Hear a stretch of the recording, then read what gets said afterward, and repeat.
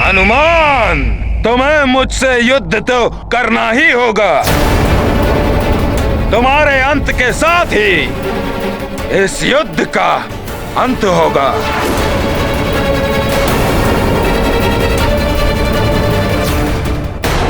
मैंने हनुमान के साथ अन्याय तो नहीं कर दिया? जिस वाली के जीवन की रक्षा के लिए मैंने हनुमान से वचन लिया, वो ही हनुमान के जीवन को क्षति पहुंचाने पर तुला।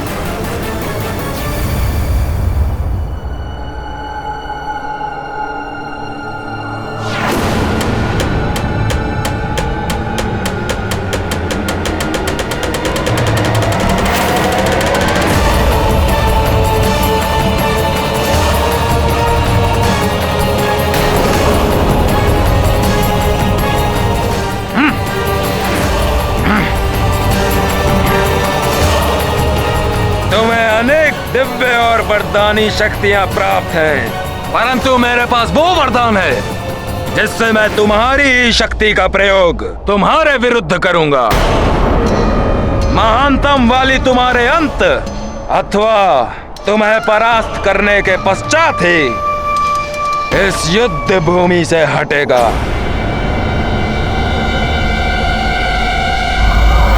भले ही मेरे प्राण चले जाए, हनुमान, पर इनके साथ युद्ध मत करना।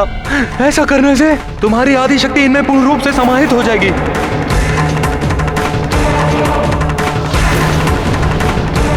क्या सोच रहे हो हनुमान? अपने पिताश्री का वचन पूर्ण करना है, सुग्रीव भैया को बचाना है, तो उठाओ अपने शस्त्र और वार करो मुझ पर।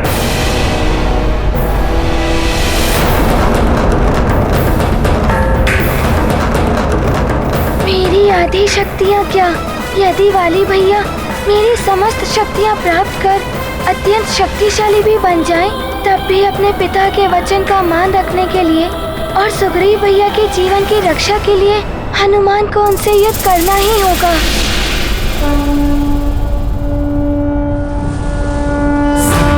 ब्रह्मादि मुनीसा सारद सहित अहिसा, कुबेर दिक्पाल जहाते, कवि कोविद कहि सके कहाते। जय हनुमान ज्ञान गुण सागर, जय कपीस तिहु लोक उजागर। जय हनुमान ज्ञान गुण सागर, जय कपीस तिहु लोक उजागर। जय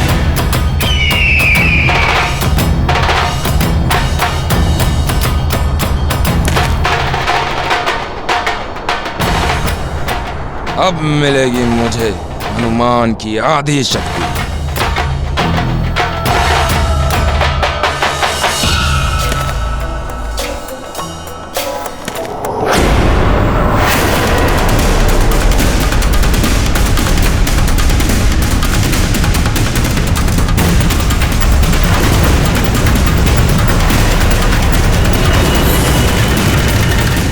ये प्रथम अवसर है जब मैं हनुमान के लिए इतना चिंतित हूं। अब तक हनुमान अपनी दिव्य एवं वरदानी शक्तियों के कारण अपराजित रहा था,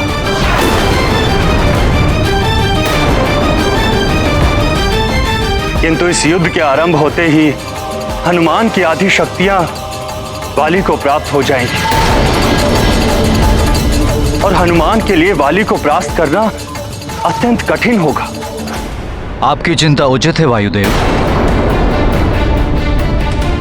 वाली पहले से ही अत्यंत बलशाली है। इससे पहले हनुमान ने कभी उसे शत्रु भाव से नहीं देखा, इसलिए वाली उसे कोई हानि नहीं पहुंचा पाया। परंतु आज युद्ध में देवराज इंद्र के वरदान की सहायता से एक ओर तो वाली को हनुमान की आदि शक्तियां प्राप्त हो जाएंगी और दूसरी ओर देवराज के दिव्य आभूषण की शक्ति से वो कभी क्लांत नहीं होगा। नारायण नारायण, कैसी लीला है प्रभु आपकी। आपके परम भक्त के ऊपर ये कैसा संकट आ गया है। हनुमान को अत्यंत सतर्क रहना होगा, अन्यथा उस पर छाया वाली रूपी संकट विकराल रूप ले सकता है।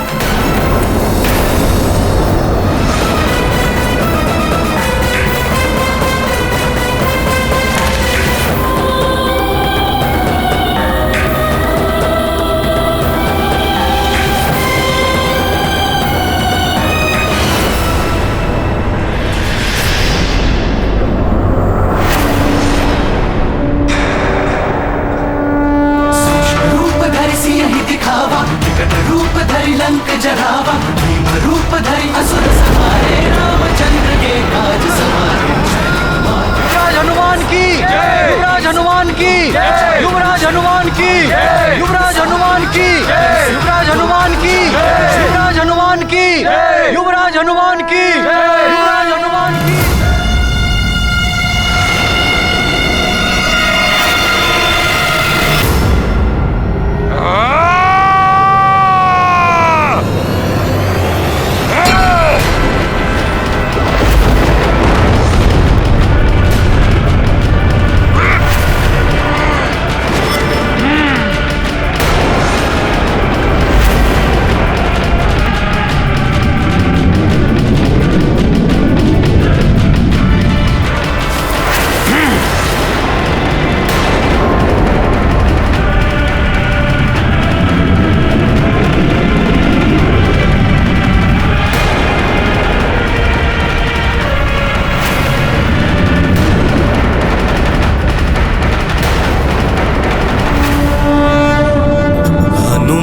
की आधी शक्ति प्राप्त हुई, वाली की शक्ति अगाध, जिनके केवल राम ही नाथ, वही विवश है वाली के हाथ।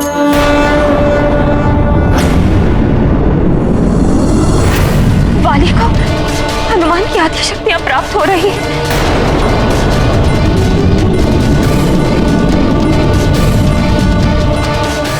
न जाने क्या होगा सब।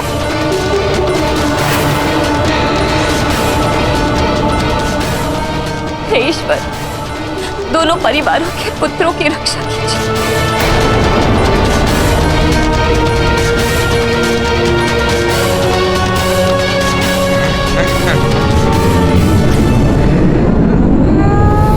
पुत्र मोह में आकर मैं ये क्या कर बैठी। महारानी अंजना अभी भी मेरे पुत्रों के जीवन की रक्षा की कामना कर रही हैं,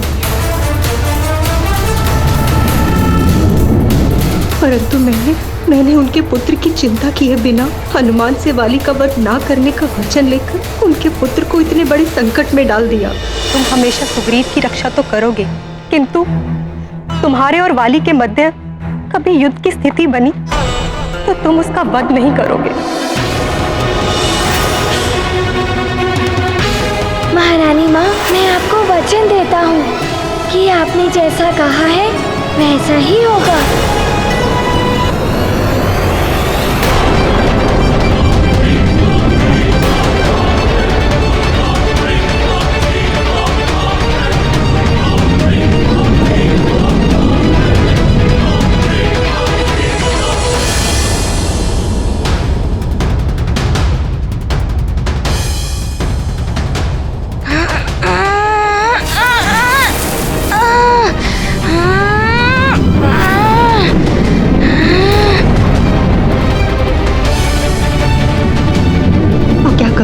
महारानी अंजना को बता दूं क्या, परंतु उसका क्या लाभ। मैंने हनुमान को वचन मुक्त कर दिया तो वो अवश्य ही वाली के प्राण हर लेगा।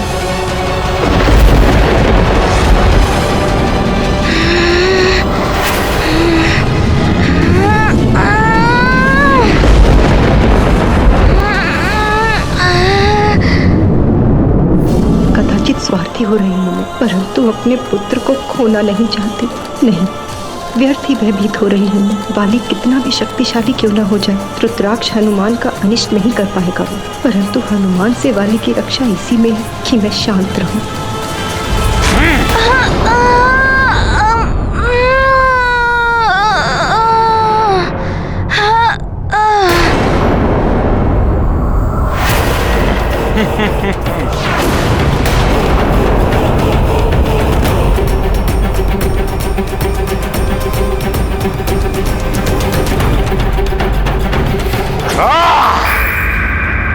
उस वानर बालक की आधी शक्तियां बाली में समाहित हो चुकी हैं।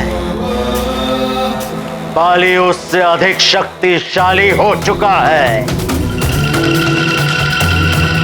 रावण की ये चाल सफल हो रही है। अब उस वानर बालक को बाली से कोई नहीं बचा सकता, कोई भी नहीं।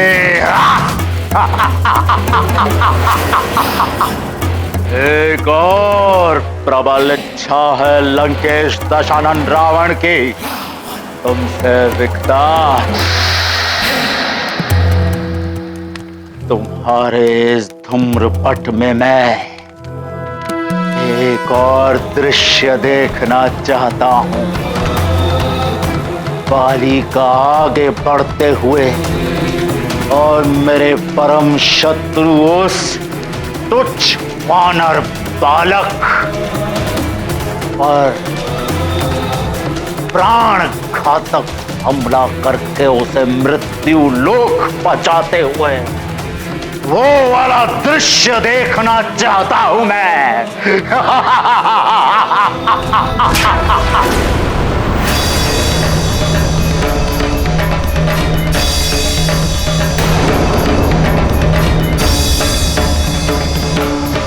मरकट हनुमान,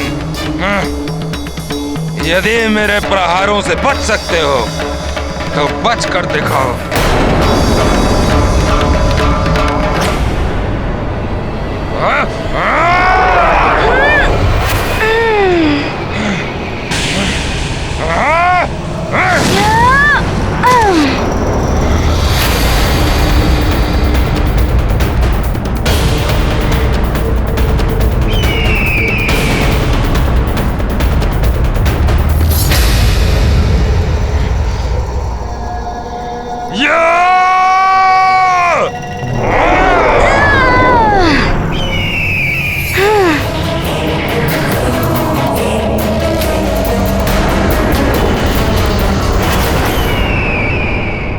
कितना पशुवत और आसुरी व्यवहार कर रहा है बाली।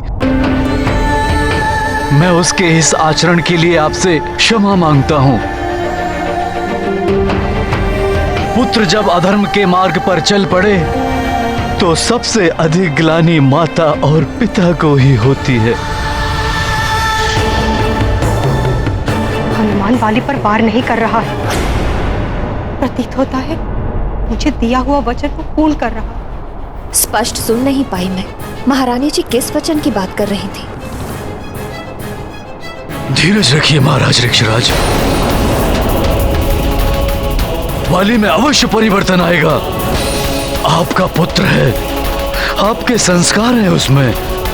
वाली पथभ्रष्ट हो गया है, परंतु निश्चिंत रहिए, वो अवश्य कुपथ को छोड़कर सुपथ पर लौट आएगा। अच्छा, यदि तुम महानतम वाली के वार से स्वयं को बचाकर यह सोच रहे हो कि तुम महानतम वाली को क्लांत कर दोगे, तो अपनी भ्रांति को अपने मस्तक से निकाल दो। देखो,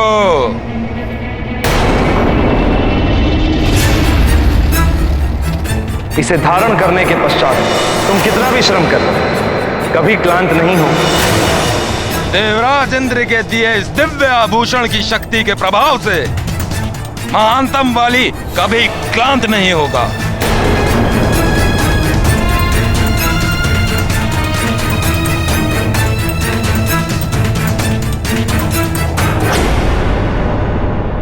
अब तो हनुमान को कोई और युक्ति सोचनी होगी।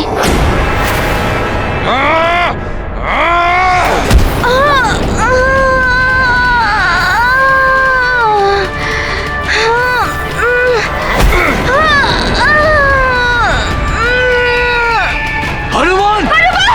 अर्जुन!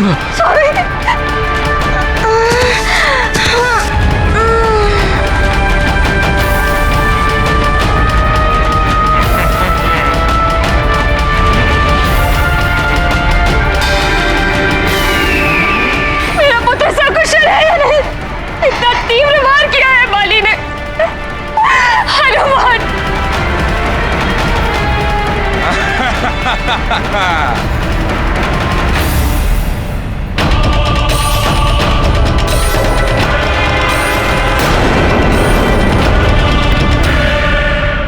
नारायण नारायण, हनुमान की आदि शक्तियां पाकर वाली हनुमान पर निरंतर प्रहार कर रहा है, परंतु हनुमान उससे लड़ने के लिए अपनी शेष शक्तियों का भी प्रयोग नहीं कर रहा है। हाँ देव ऋषि, क्योंकि हनुमान अब भी इस युद्ध को टालने का प्रयास कर रहे हैं, क्योंकि हनुमान ने वाली की मां को वचन दिया है कि वो किसी भी अवस्था में वाली का वध नहीं करेगा। अपने अधर्मी पुत्र की रक्षा के लिए वाली की मां ने संकट मोचन को ही संकट में डाल दिया है। नारायण नारायण। वायुदेव, मातृत्व के अनेक रूप होते हैं। एक और अंजना जैसी मां जो सब माओं के दुखों को अपना समझती है, और दूसरी ओर वाली की मां है जिनको मातृत्व के भाव ने इतना स्वार्थी बना दिया है कि वो अपने पुत्र की सुरक्षा के अलावा कुछ और देख ही नहीं पा रही हैं। स्वामी, हनुमान वाली पर वार करने से झिझक रहा है।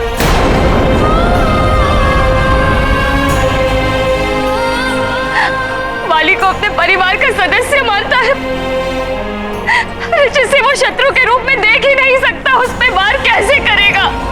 मुझे विश्वास है हनुमान वाली पर वार नहीं करे। उसने वचन दिया था मुझे, मेरा पुत्र सुरक्षित रहेगा।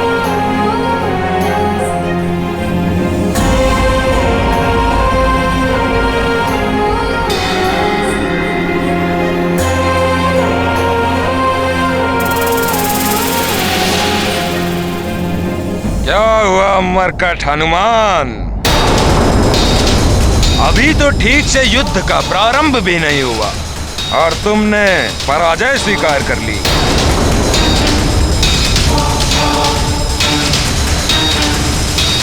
यदि तुम्हें मेरा सामना करने का साहस ही नहीं था तो पहले ही अपने पिताश्री को कह देते कि अपना राज मुकुट उतार कर मेरे चरणों में रख दे।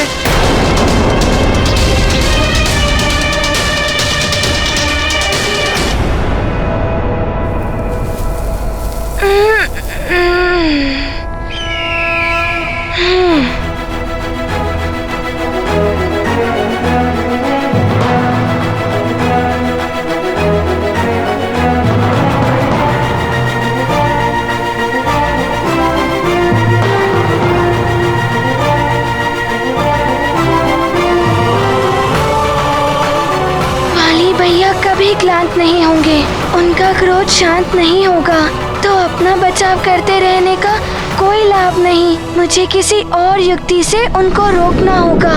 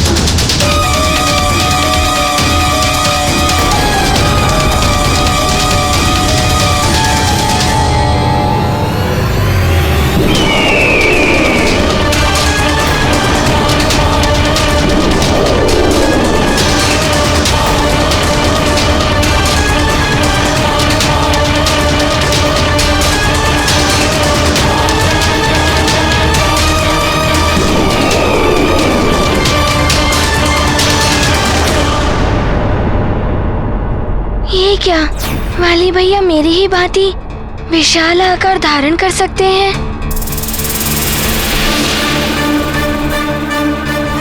स्वामी, ये युद्ध तो विकराल रूप लेता जा रहा है, किंतु महारानी जी को देखिए, इतनी शांत लग रही, से उन्हें कोई चिंता ही ना हो।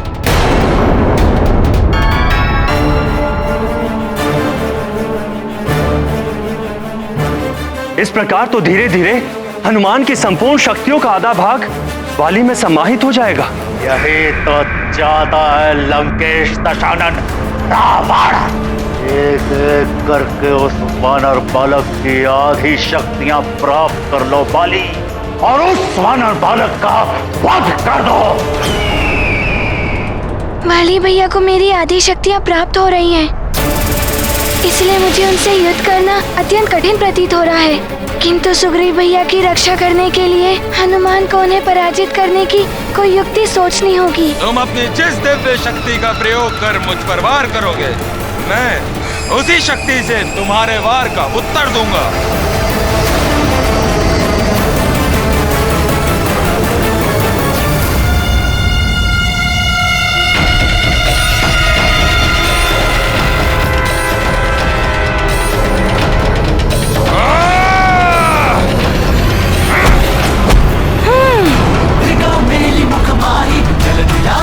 अचरज नाही काज जगत के जेते सुगम अनुग्रह तुम्हारे देते। जय हनुमान ज्ञान गुण सागर जय कपीस तिहु लोक उजागर। जय हनुमान ज्ञान गुण सागर जय कपीस तिहु लोक।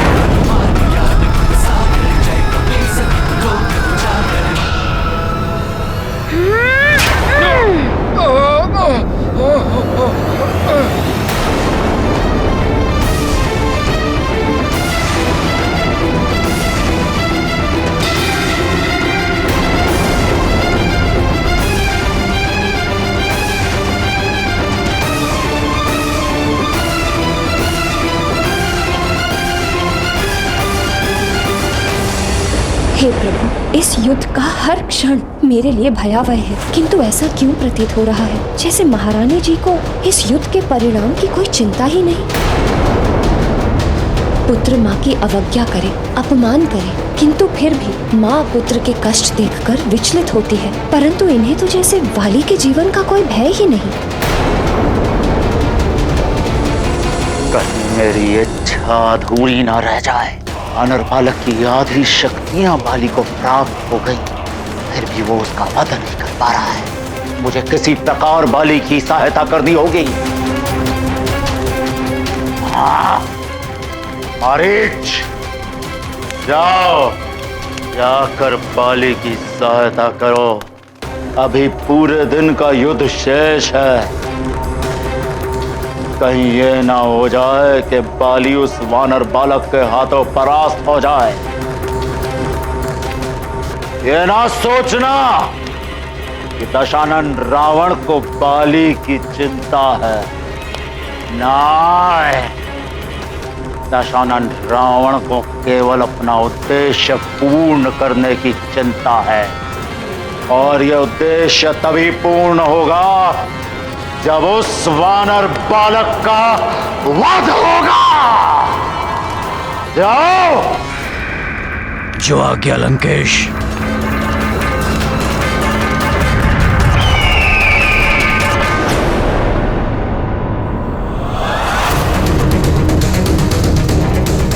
आओ हनुमान, वाली अस्त्रहीन रहकर भी तुम्हारा सामना करने में सक्षम है।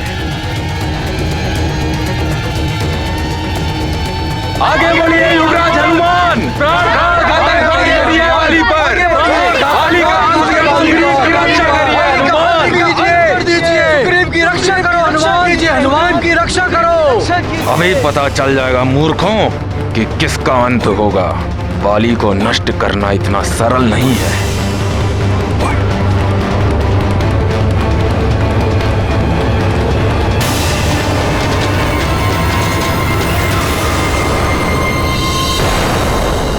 वाली अस्त्रहीन हनुमान के समक्ष खड़ा है। उसके वध करने का सम्मिलित स्वर गूंज रहा है, किंतु महारानी जी के मुख पर अब भी चिंता का कोई भाव नहीं है। अवश्य इसमें कोई रहस्य है जो मुझे ज्ञात नहीं। महारानी जी, अपने पुत्र को संकट में देखकर आपका हृदय विचलित हो उठा होगा।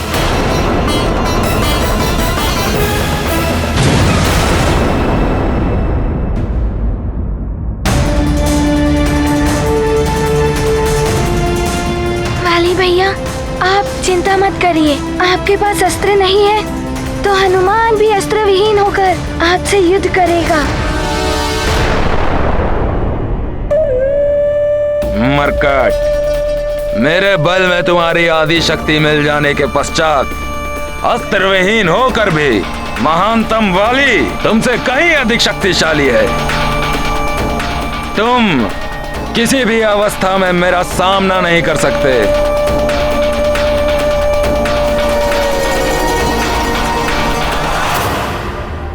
मैं इस पर्वत को ही अस्त्र बना लेता हूं।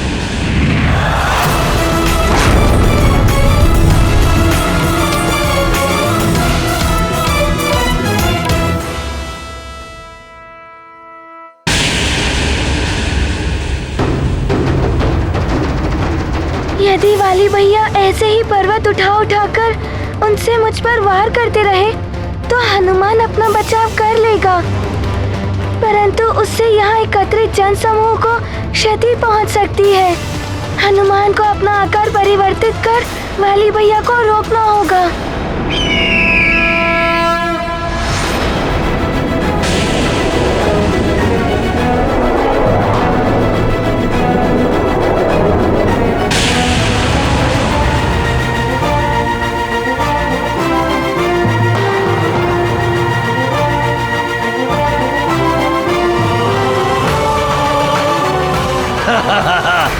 वानर,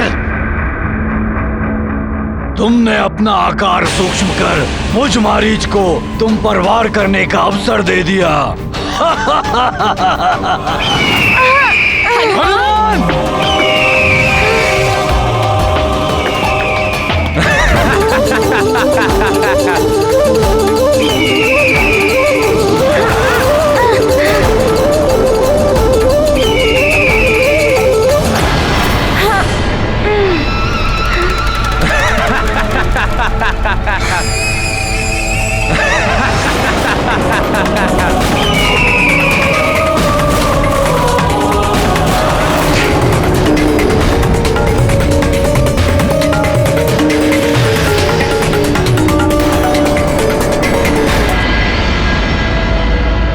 पूर्णतः अन्याय है ये। वाली युद्ध भूमि में असुरों की सहायता ले सकता ये नियत अवश्य हुआ था, किंतु ये युद्ध के नियमों के विरुद्ध है। अन्याय है ये।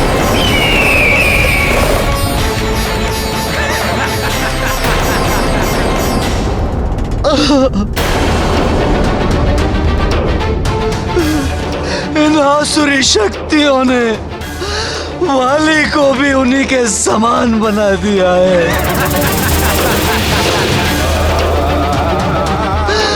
कैसी विडंबना है एक पिता की, कैसी विडंबना है। क्या मांगे वो, क्या प्रार्थना करे प्रभु से।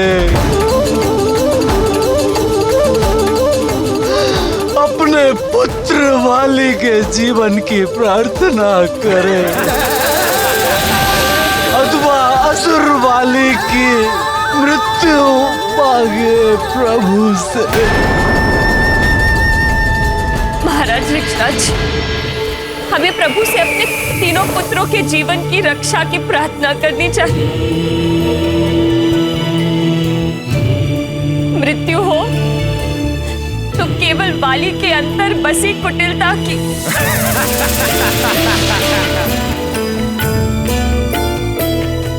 ईश्वर उसका नाश करे, वाली को सन्मार्ग पर ले आए।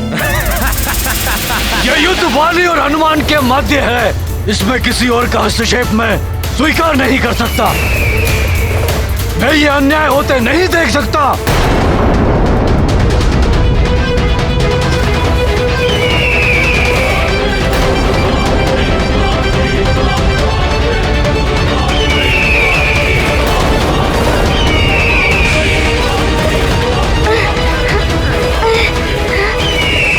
इससे मुक्त होने के लिए तो हनुमान को अपनी देह का आकार बढ़ाना ही होगा।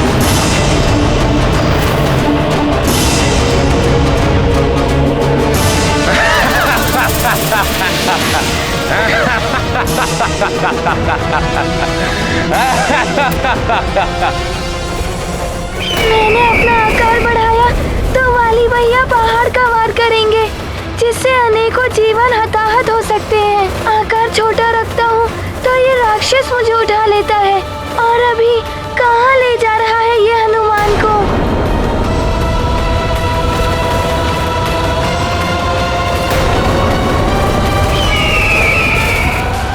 ये नीतिगत नहीं है वाली। ये युद्ध तुम्हारे और हनुमान के मध्य है, इसमें असुरों का तुम्हारा साथ देना न्याय के विरुद्ध है। असुरों का इस युद्ध में होना दोनों के लिए ही शुभ नहीं है।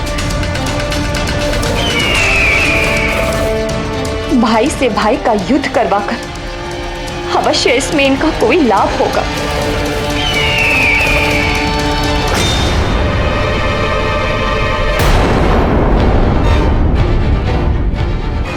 महारानी जी के दोनों पुत्रों के जीवन संकट में है। हर अवस्था में एक पुत्र की मृत्यु अवश्य होगी।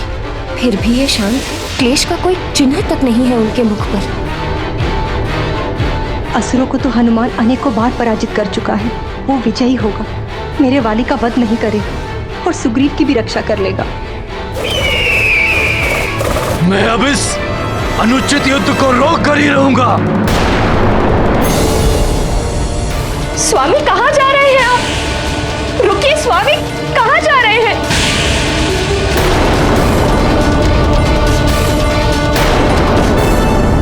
पुत्र कितना भी शक्तिशाली प्रतापी क्यों ना हो, परंतु कोई यदि उसे हानि पहुंचाए तो माता पिता का व्यथित होना स्वाभाविक है। जैसे अभी हनुमान को संकट में देखकर केसरी और अंजना हो रहे हैं। केसरी हनुमान के प्रति हो रहे अन्याय को देखकर इतने आहत हैं कि स्वयं संकट में स्थिति में प्रवेश करने में उन्होंने तनिक भी संकोच नहीं किया है।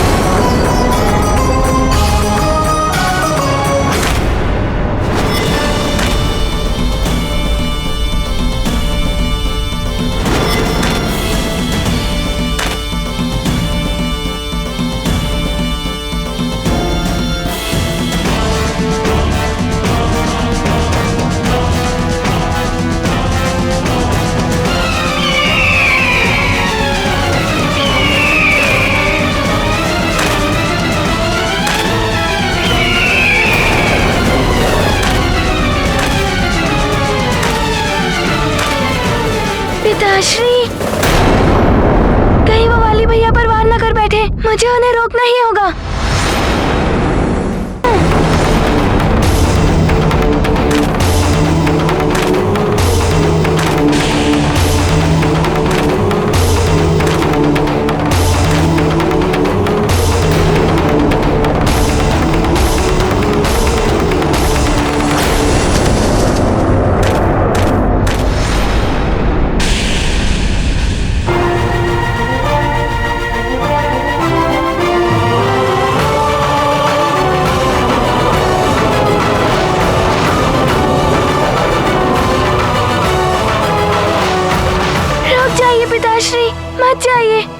नहीं पुत्र हनुमान, जब ये असुर मारीच वाली की सहायता कर सकता है तो मैं भी अपने पुत्र के पक्ष में खड़ा हो सकता हूँ।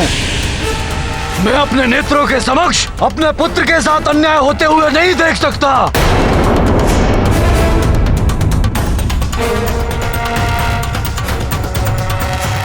स्वागत है काका केसरी जी। आपका भी स्वागत है। यदि आप भी अपने पुत्र के समान मृत्यु लोक जाना चाहते हैं तो अवश्य आइए। महानतम वाली आपको रोकेगा नहीं, परंतु इतना स्मरण कीजिए, युद्ध से पूर्व मैंने ये स्पष्ट किया था कि मैं युद्ध में असुरों का सहयोग लूंगा और आपके पुत्र ने स्वीकार भी किया था और उसने स्वयं एकाकी युद्ध करने का चुनाव किया था, इसलिए मैं उस पर कोई अन्याय नहीं कर रहा हूँ। हाँ पिताश्री, रुक जाइए, सब मेरी इच्छा अनुसार ही हो रहा है। यदि आप मेरी इस युद्ध में सहायता करने आए तो ये नियमों का उल्लंघन माना जाएगा और मुझे पराजय स्वीकार करनी होगी पिताश्री।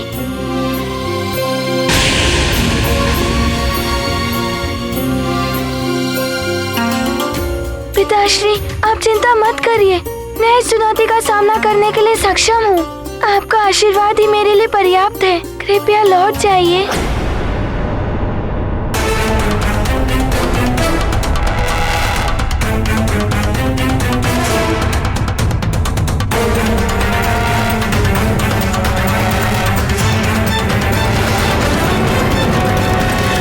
नहीं पिताश्री, यदि आपने वाली भैया पर आक्रमण किया तो हम सुग्रीव भैया की रक्षा नहीं कर पाएंगे।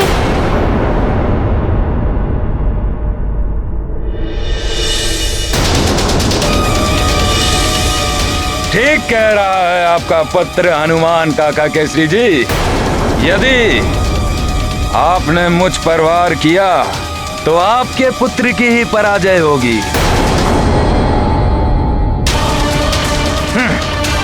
बड़े आए थे मुझसे महानतम वाली से युद्ध करने।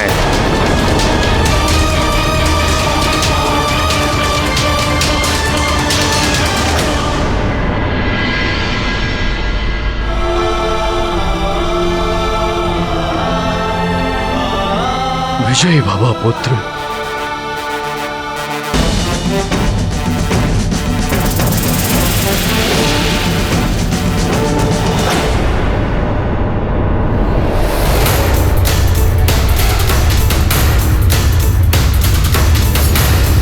हनुमान को अपने पिता का अपमान स्वीकार नहीं।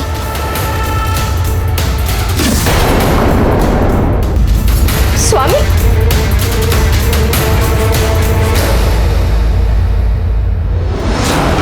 प्रताप तुम्हारा सिद्ध जगत उजियारा, संत के तुम रखवारे, असुर निकंदन राम दुलारे। जय हनुमान ज्ञान गुण सागर, जय कपीस तिहु लोक उजागर। जय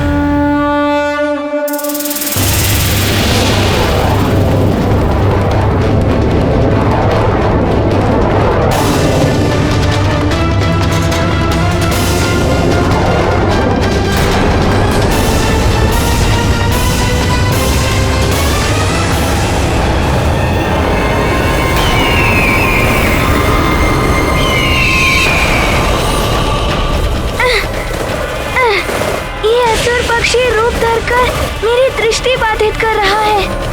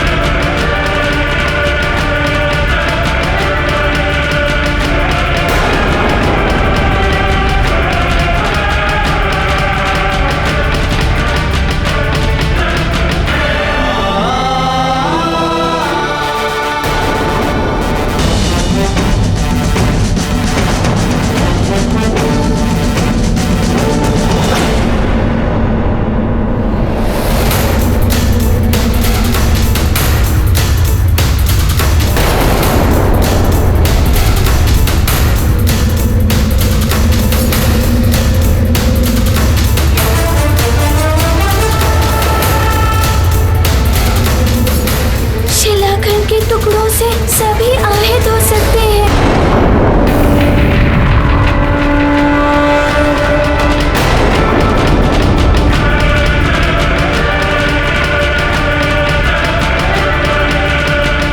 मेरे प्रहार से पर्वत टुकड़ों में विभक्त हो गया। कहीं इनसे सब आहत ना हो जाए, मुझे इन्हें बचाना होगा। सखा,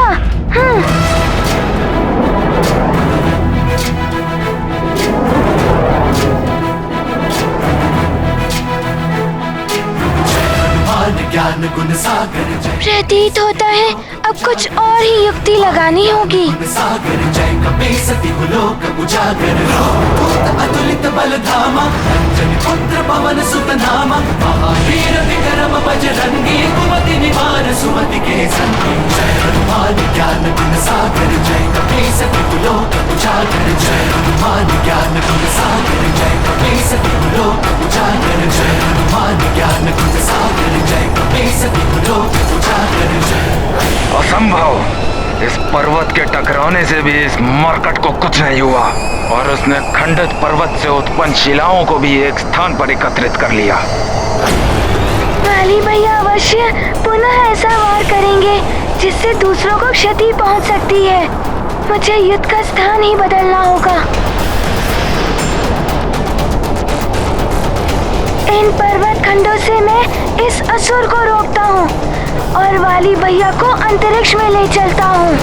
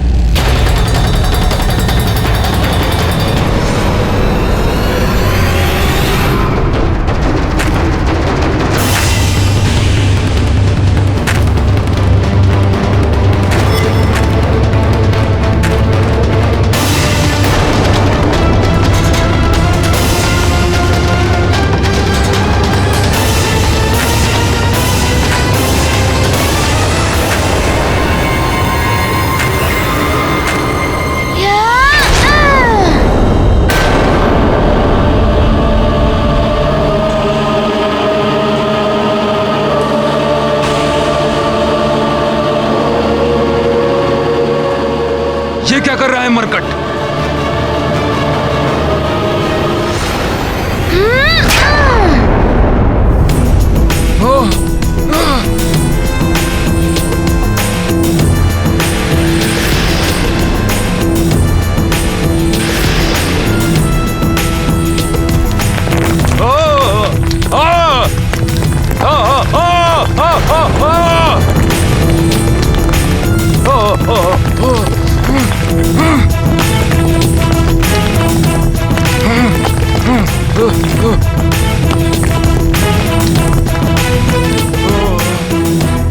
अरे ये क्या कर दिया इस मरकट ने?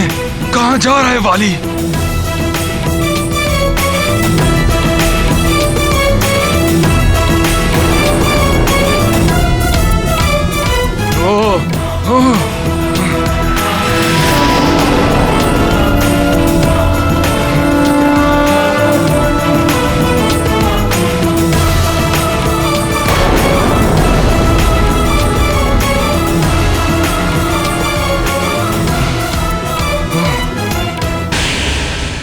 अत्यंत चतुर है ये वानर बालक। अवश्य ये उसकी एक नई चाल है।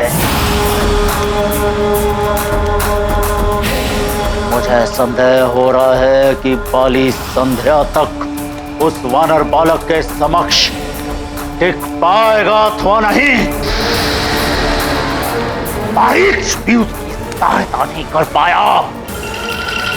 मायावी, जाओ और अपने माया का चक्र चलाकर उस वानर बालक को ऐसे फंसाओ कि वो सदा के लिए समाप्त हो जाए। जो आज्ञा लंकेश।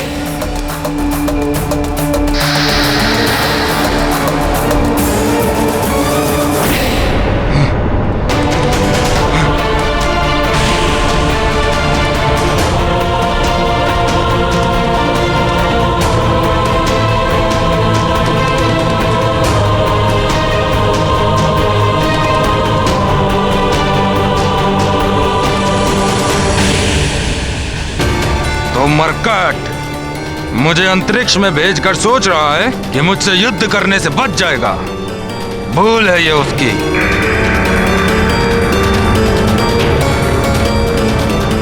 वाली भैया,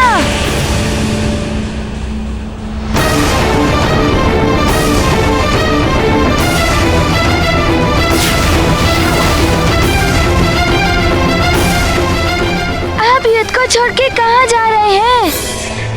महानतम वाली युद्ध छोड़कर जाने वालों में से नहीं है मरकट।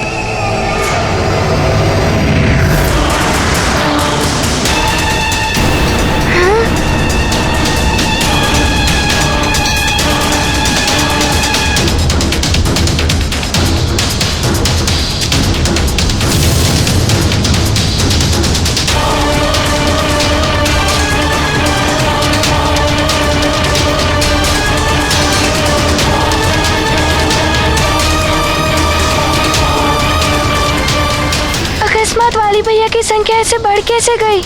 ऐसी शक्ति तो मेरे पास भी नहीं है जिससे एक व्यक्ति के इतने सारे स्वरूप हों।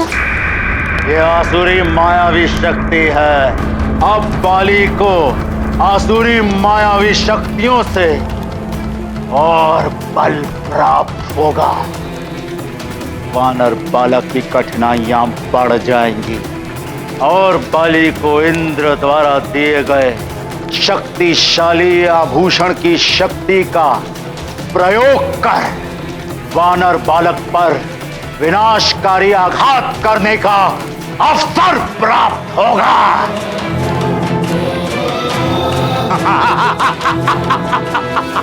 नारायण नारायण।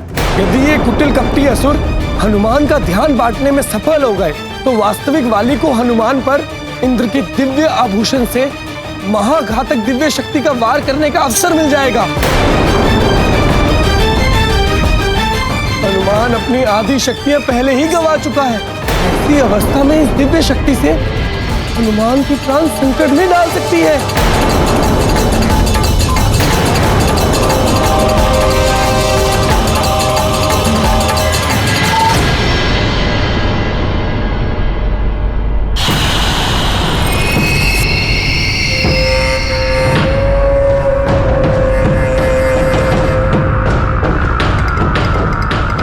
मरकट।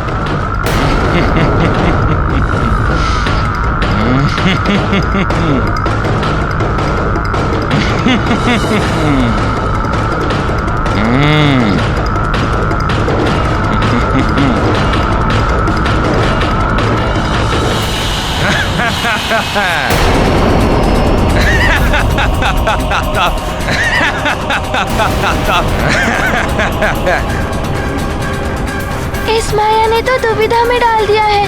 5 वाली भैया है, किस पर वार करूं? यदि मुझसे भूलवश वास्तविक वाली भैया पर वार हो गया और उन्हें कुछ हो गया तो नहीं, वाली भैया का अहित नहीं चाहता मैं। महारानी माँ को दिए हुए वचन को भी निभाना है मुझे। सुग्रीव की रक्षा तो करोगे, किंतु तुम्हारे और वाली के मध्य कभी युद्ध की स्थिति बनी तो तुम उसका वध नहीं करोगे। महारानी माँ, मैं आपको वचन देता हूँ कि आपने जैसा कहा है वैसा ही होगा।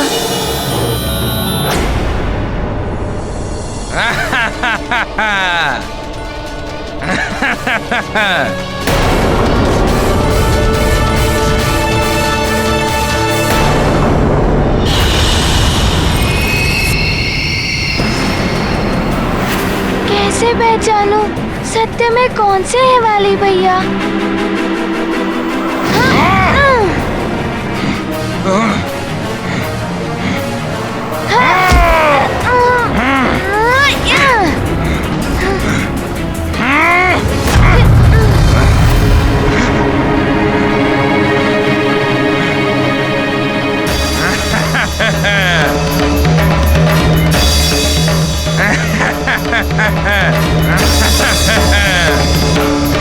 वास्तविक वाली भैया को पहचाने बिना मैं घातक प्रहार नहीं कर सकता।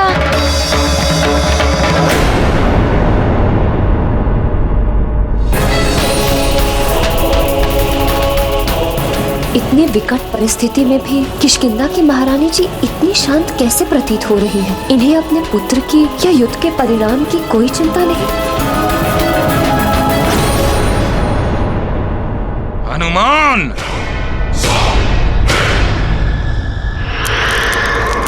संभालो मेरा प्रहार।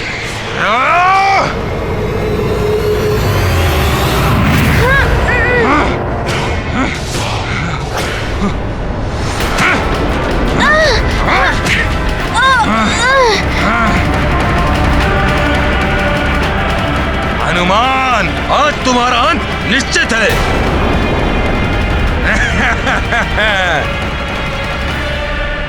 हनुमान का ध्यान भटक रहा है। यही उचित समय है जब देवराज इंद्र द्वारा दिए गए दिव्याभूषण से अमोघ शक्ति उत्पन्न करके हनुमान पर वार किया जाए।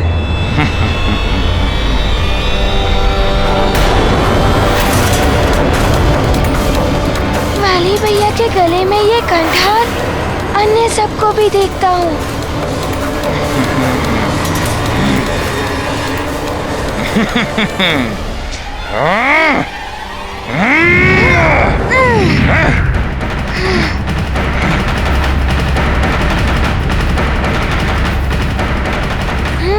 तो कंठार धारण किए हुए वाली भैया ही वास्तविक है, अन्य सब मायावी राक्षस हैं। अब होगा इस मरकट का अंत, साथ ही होगा इस युद्ध का भी अंत। ऐ दिव्य कंठहार, अमोघ शक्ति प्रकट करो। हनुमत ज्ञान गुण के सागर, बुद्धि विवेक में है आगर। हनुमत युक्ति शक्ति सुफल, वाली की चाल करते विफल।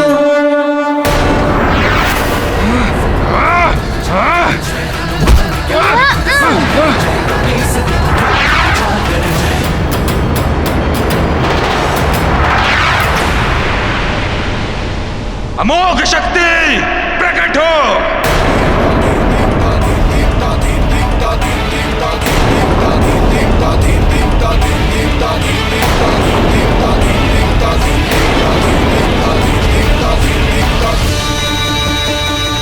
स्वर्ग के अस्तगार का कंठहार, इसकी दिव्य अमोघ शक्ति तो महाघातक है। हनुमान का आधा बल तो वाली के पास चला गया है। हनुमान अपने आधे बल से इस दिव्य अमोघ शक्ति का सामना कैसे कर पाएगा? नारायण नारायण। स्वर्ग के इस कंठहार से उत्पन्न अमोघ इंद्र शक्ति तुम्हारा अंत कर देगी हनुमान। अब तुम अपने आधे बल से इसका सामना नहीं कर सकते।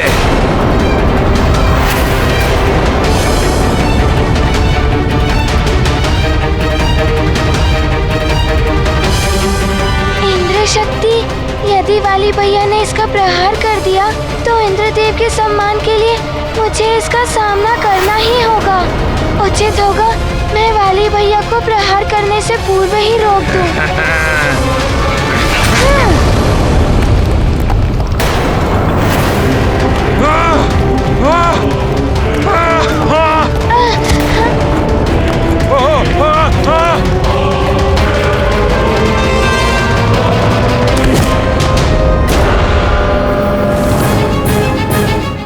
महारानी जी का ये व्यवहार कुछ समझ में नहीं आ रहा है।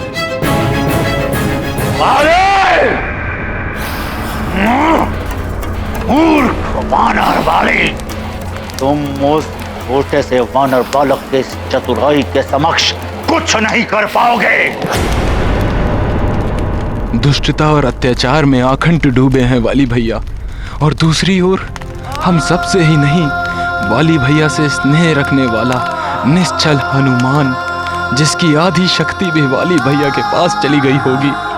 हे प्रभु, सत्य और न्याय पथ का अनुसरण करने वाले हनुमान की रक्षा करना।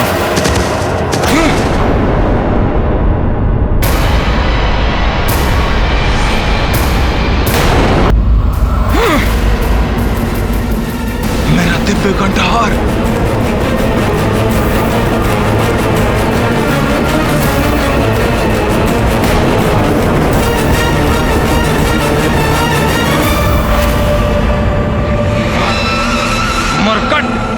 तुम्हारे कारण मेरा दिव्य कंठहार न जाने कहां गिर गया। मरकट, तुम्हें छोड़ूंगा नहीं मैं। तुमसे ही प्राप्त हुई आदि शक्ति से मैं तुम्हारा अंत करूंगा। मुझे सुग्रीव भैया की सुरक्षा के लिए विवश होकर ऐसा करना पड़ रहा है।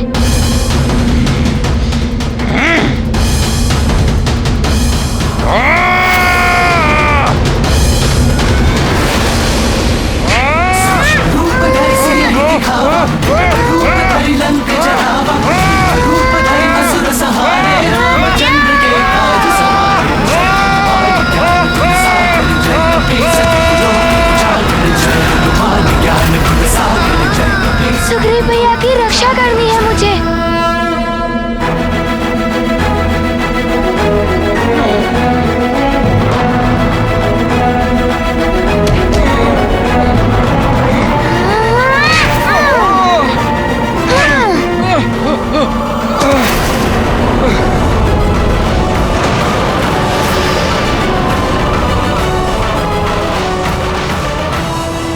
ये हो क्या रहा है?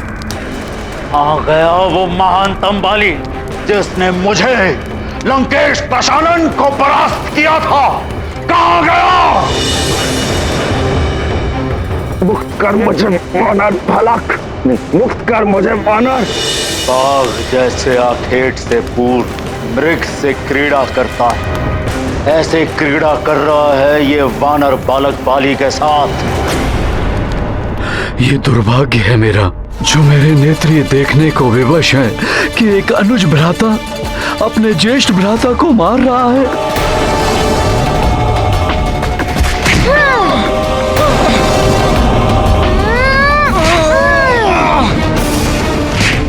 धीरे से हनुमान, तुम्हारा हर प्रहार मेरे हृदय को आघात पहुंचा रहा है। उठ, एक माँ को दिया हुआ वचन स्मरण रखना।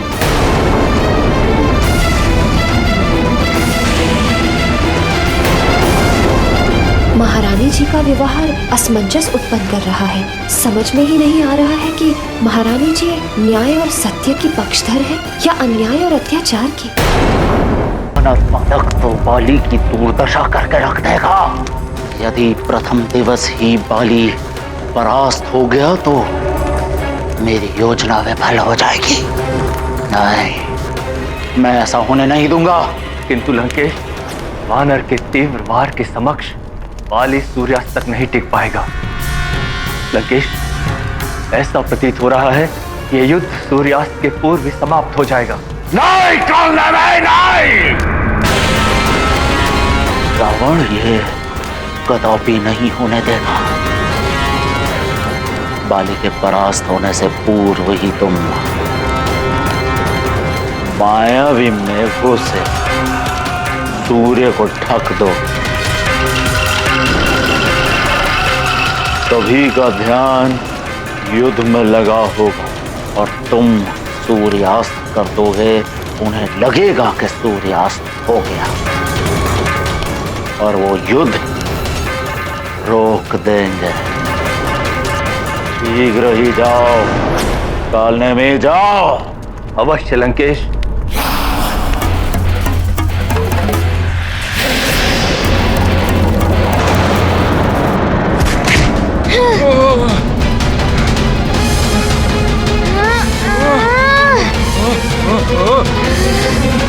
अपने ही पिता, भ्राता और मित्र के साथ घात किया है इसने। अंत कर दो इसका। हाँ, अंत कर दीजिए इसका।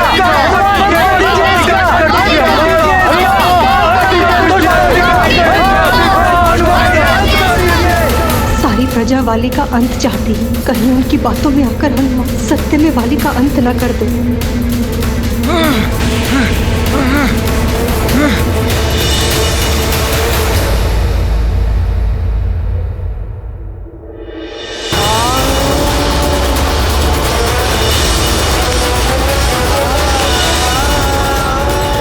सुमेरु के राज मुकुट पर आपका कोई अधिकार नहीं है, तो फिर उतारिए उसे और रख दीजिए उसे मेरे चरणों पर।